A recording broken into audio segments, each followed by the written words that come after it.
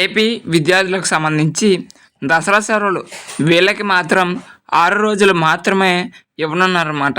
ఇంకా ఎవరైనా లైక్ చేయకపోతే లైక్ చేయండి. ఫస్ట్ టైం మనకి ఎవరైనా చూస్తే సబ్స్క్రైబ్ చేసుకోండి. ఇక్కడ చూసుకున్నట్లయితే ఏయూ పరిధిలోని ఏవైతే కాలేజెస్ ఉన్నాయో వాటికి సంబంధించి అక్టోబర్ 7 నుంచి అంటే సోమవారం నుంచి అక్టోబర్ 12 అంటే శనివారం వరకు దసరా సెలవులు ఉంటాయని పేర్కొన్నారు. ఆదివారం కూడా సెలవు కావడంతో అక్టోబర్ 14 అనగా సోమవారం తిరిగి క్లాసులు ప్రారంభమవుతాయని వెల్లడించారు.